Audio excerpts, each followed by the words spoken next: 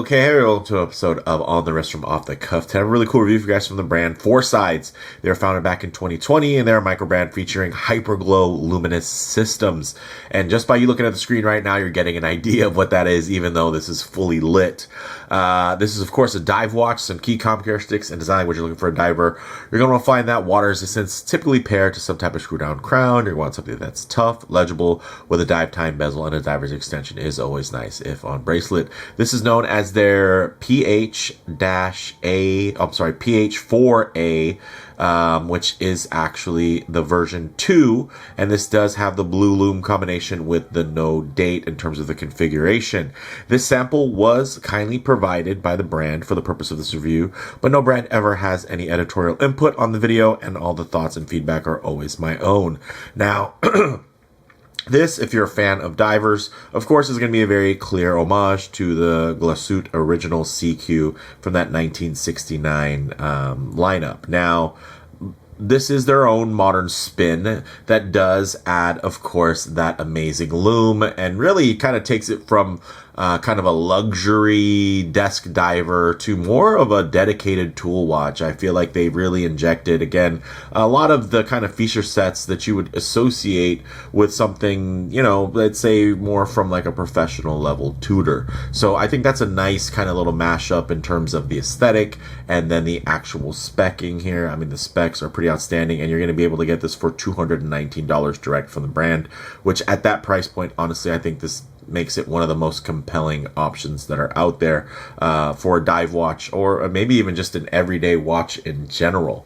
So with all that said, let's go zoom the camera out, get this piece in hand, and take a closer look. Okay, now quite a looker, and of course this skin diver style watch is definitely back in style from a lot of different brands, mainstream and of course micro brand, and even down to your average factory brand, or making some variation of a watch that looks like this. Now what makes this one stand out is, one, the price point, and then two, that execution of the lume. Guys, look at the 3D nature of that lume, how it stands out, stands proud, and that might not be for everyone, and I will say it does take away a bit from the overall versatility and refinement of this piece and makes this feel, again, more like a tool watch, and it is going to be a bit of a juxtaposition of that modern tool watch aesthetic, you know, contrasting against, of course, that classic skin diver aesthetic. Now, in terms of the dimensions, 39 millimeters at the case and then 40 millimeters at the bezel. So for those of you that have smaller wrists, I think this is still going to have a great amount of wrist presence, but it's not going to feel oversized at all. And those of you with larger wrists, again, I think this is going to fit the wrist very well. And I think, of course, the bold aesthetics here in terms of the design are really going to help this pop and give you a wrist presence that maybe for some of you, you might be thinking 39 millimeter case is a little bit small. Of course, again, 40 millimeter wide bezel, so you are going to get a little bit of that visual heft still, which I can appreciate. Now, in terms of the thickness, 12.5 millimeters thick. That is, of course, counting that box dome sapphire there. Without that, it's going to be closer to about 11.5 millimeters thick, so not too shabby. 48 millimeters lug to lug, so I think very tidy from that perspective. Not super compact by any means, but definitely in a bit of a sweet spot, similar to that 40 millimeter width. Now, this is going to be full 316L stainless steel construction, mostly brushed with just a few high polished bevels, adding that nice little refinement there, so I can appreciate that. Now, it does have, like I mentioned, box dome sapphire with an inner anti-reflective coating. It also does have 120 click, unidirectional bezel, whether you can see that brushed ceramic insert, like I said, gives me a little bit of maybe Pelagos 39 vibes. I wasn't expecting the bezel action to be that good, and what makes good bezel action? For me, it's a cross and a mixture between clicky and smooth. Some are very notchy and very harsh, and some are so smooth you can barely feel the clicks.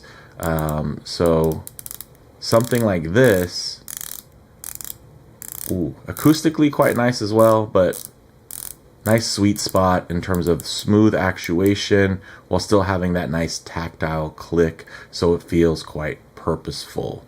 Now, This is, like I mentioned, a ceramic insert that is actually fully lumed and brushed, so you're getting even more effort put forth there.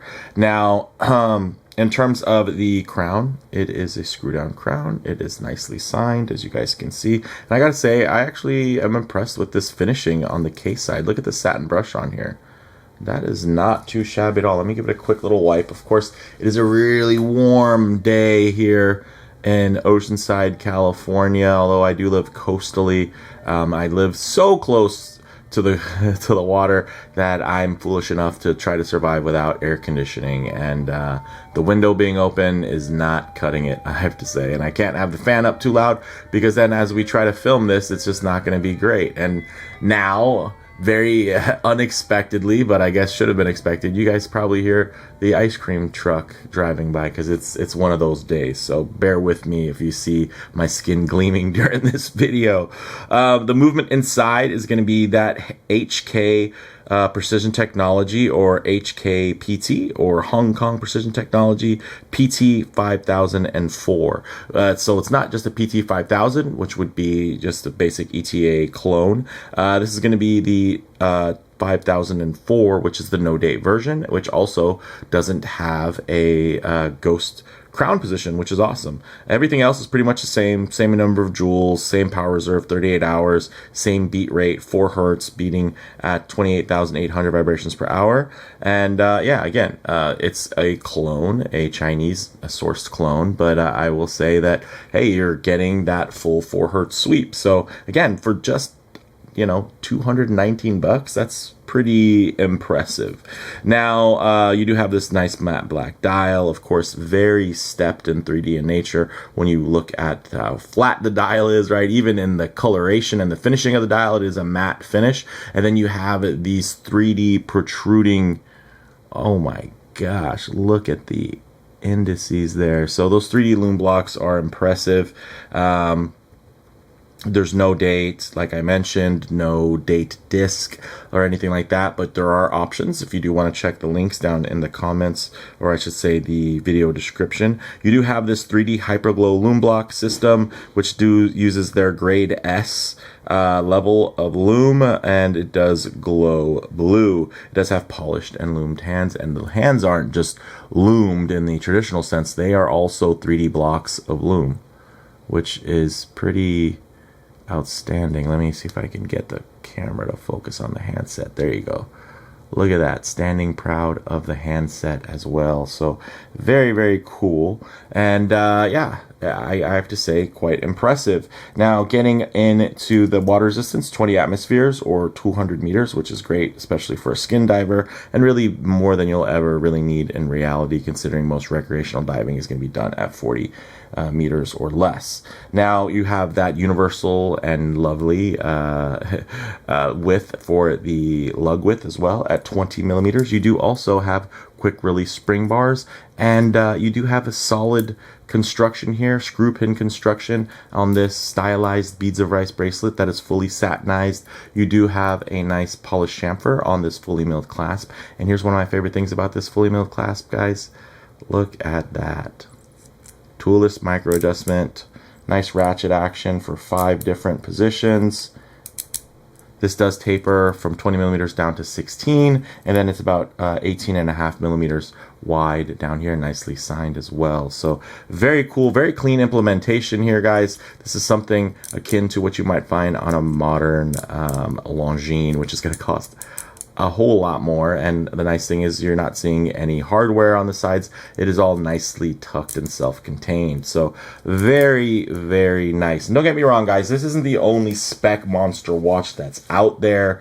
You know, if you watch my channel, you've seen quite a few of them featured here. But what makes this one unique is that it's such a spec monster at such a low price. They're really not trying to elevate this brand. They're trying to elevate the models and the products. So I think that's really cool. A lot of brands, they would want to elevate the brand and then try to get their price point set up there. They understand that this is a new upstart brand that's, you know, they've been through a couple of iterations. Don't get me wrong, they've been around, you know, 6 years now, but they haven't been around 26 years or anything. So I think that it's nice and of course refreshing that, you know, they're not just going to be on the one end of the spectrum, which is just, you know, a relabeling of some type of what's the word I'm looking, factory brand, right? Like they do go through the trouble of creating a brand and creating a a particular aesthetic that I think shines through all of their models, especially considering that it's very much tied to this Lume system. But at the same time, they're not trying to upcharge you too much for it. They're charging you really for the sum of its parts, and I think that this is a really nice execution. But with that said, let's go ahead and get this on the wrist and see how it wears. Okay, as you can see on my 7.5-inch wrist or 19 centimeter in circumference wrist, sits really quite nicely, beautifully centered, and you can see, you know, the watch just sits there, and then you do get a nice peek there of the bracelet as it drapes around my wrist. And you can also notice that my wrist isn't particularly wide, flat, and accommodating. It's relatively tall and round, so although it is on the larger side of average, you know, it's not, I'm not just blessed with big wrists to be able to pull this off.